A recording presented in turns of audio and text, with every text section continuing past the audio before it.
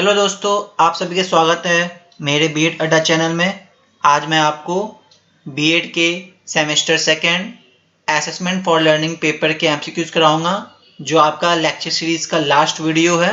आज मैं आपको 2019 to 21 और 2020 to 22 के एमसीक्यू क्वेश्चंस करवाऊंगा। वो इस प्रकार है। पहला आपका 2019 to 21 के एमसीक्यूज और फिलिंग द ब्लैंक्स टाइप के क्वेश्चंस। पहला है, if students construct a model to show how something works, they are। यदि छात्र यह दिखाने के लिए कि वो कैसे काम करते हैं, एक मॉडल का निर्माण करते हैं, तो वह है आपका क्या हो जाएगा? इसका आंसर आपका सही है फर्स्ट, अप्लाइंग, मतलब लागू करना। आपका मॉडल का निर्माण करते हैं तो वो कहलाता है। ठीक है, ये आपका हो जाएगा। नेक्स्ट है आपका, मेजरमेंट इज ए क्वालिटेटिव, माप गुणात्मक है। इसे बताना सच है या झूठ है, ट्रू या फॉल्स। तो ये आपका ट्रू है, क्योंकि मेजरमेंट आपका क्वालिटेटिव भी है और क्वांटिटेटिव भी है। ठीक है। नेक्स्ट है आपका, that is a unique opportunity for students to learn, monitor their own progress and set goals jointly with the teacher।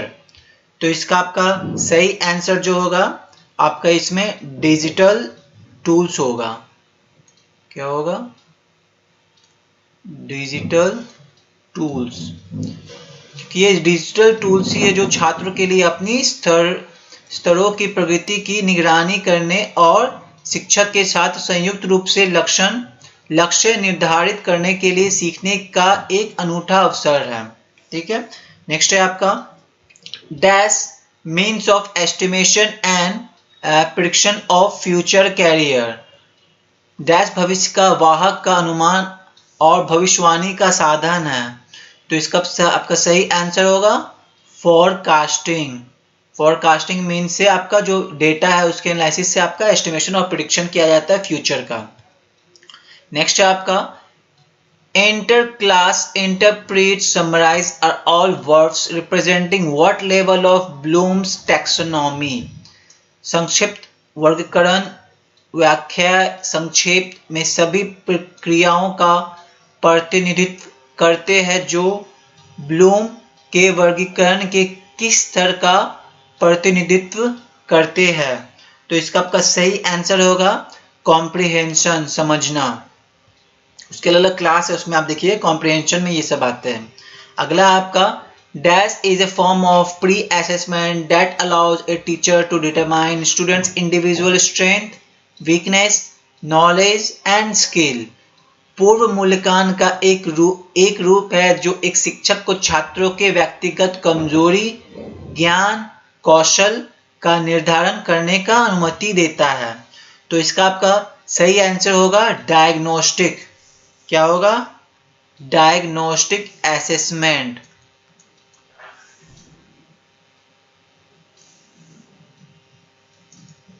Next है आपका, a seminar discusses in a small group on original research, true और false.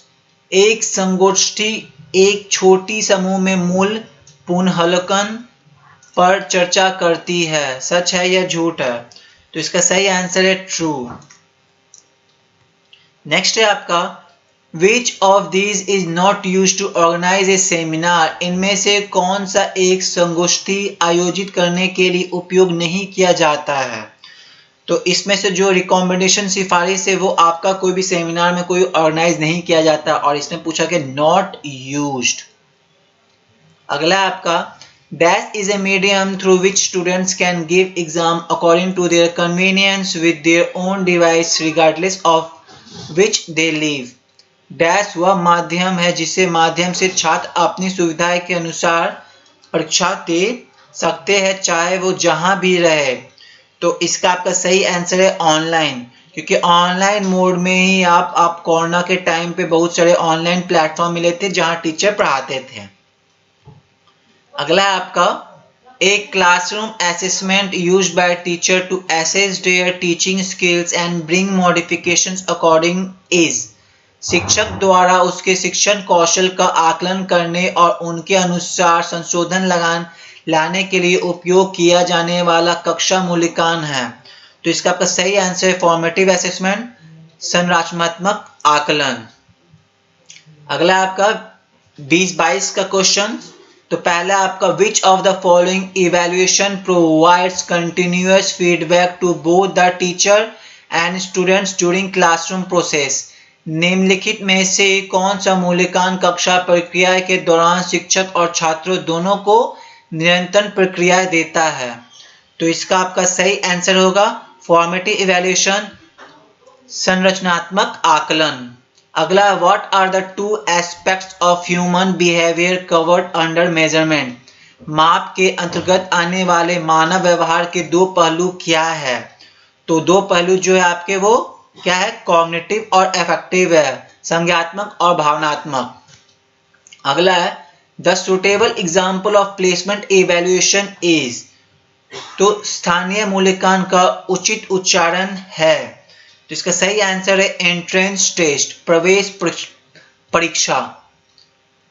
Which is called to be the good test. एक अच्छा परीक्षण किसे कहा जाता है? तो इसका सही आंसर है आपका बोथ ऑफ दीज, मेजरमेंट माप और इवैल्यूएशन मूल्यांकन, ये दोनों ही आपके सही आंसर है फॉर गुड टेस्ट।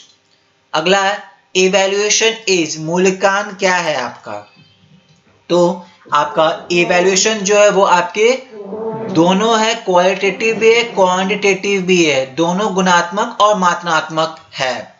अगला है which of the following is not a characteristics of a good achievement test. निम्नलिखित में से कौन एक अच्छी उपलब्धि प्रशिक्षण की विशेषता नहीं है? यहाँ पूछा गया नॉट, ठीक है, नॉट याद रखिएगा, नॉट।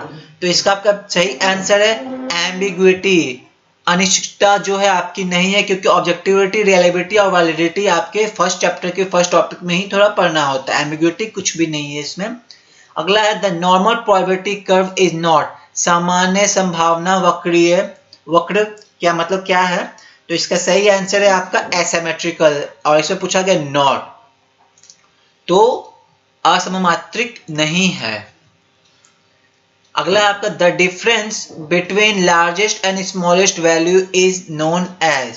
तो ये डिफरेंस जो होता है इसे हम लोग रेंज कहते हैं, श्रेणी कहा जाता है। अगला आपका who is the founder of modern intelligence test. तो इसका आपका सही आंसर है अल्फ्रेड बाइनेट। अगला आपका which of the following is correct about mode. तो इसका सही आंसर है 3 मीडियन - 2 मीन। ये पहले भी क्वेश्चन आ चुका है, 3 मध्यिका -2 माध्य। तो आज का एमसीक्यू क्वेश्चन यहीं समाप्त होता है, और आपके बीएड के सेकंड सेमेस्टर के सारे एमसीक्यू करवा दिए गए हैं। बीबीएमक्यू के कुछ थोड़े से अंतर आते हैं आपके वीवीयू के, अभी जो जितने भी एमसीक्यू करवाए गए हैं ये वीवीयू के हैं। और बीबीएमक्यू एमसीक्यू क्वेश्चंस के लिए आप हमारे वीडियोस का इंतजार करिए, and please like, comment, subscribe and share with your friends. Thank you.